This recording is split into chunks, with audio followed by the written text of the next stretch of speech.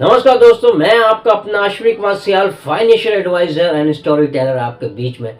उम्मीद करता हूं कि आपकी होली अपने परिवार, मित्रों, सहयोगियों के साथ बड़ी धूमधाम से आपने एंजॉय करके अपनी होली मनाई होगी।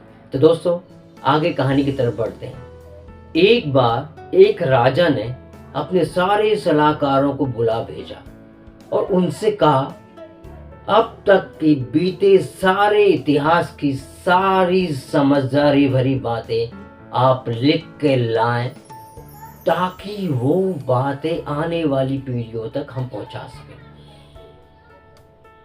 अब सारे सलाहकारों ने दिन रात मेहनत करके सारी बातें किताबों में लिख कर राजा के सामने पेश कर दी। राजा ने देखा इतनी सारी किताबें।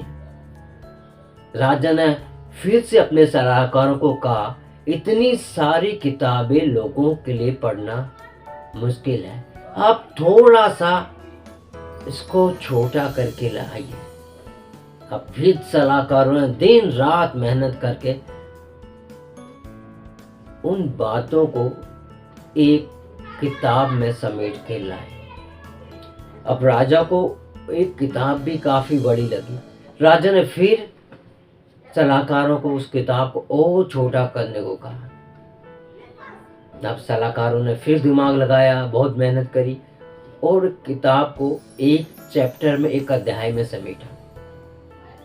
अब राजा को एक चैप्टर भी बहुत बड़ा लगने लगा।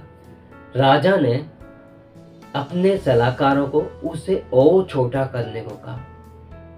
अब सलाहकार बड़ी मेहनत करने के बाद सारी बातों में से जो गुणवान बातें थी उसको सिर्फ एक पन्ने में लिखकर राजा के पास लाए। राजा को अब फिर से एक पन्ना भी बहुत बड़ा लगा।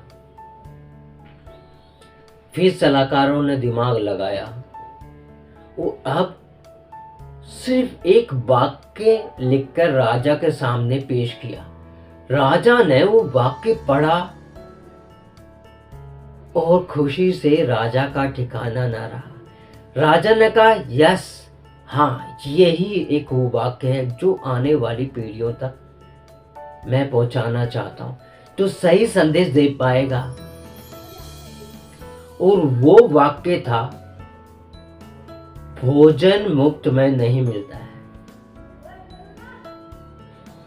भोजन मुफ्त में नहीं मिलता है का मतलब है बिना कुछ किए कुछ नहीं मिलता है।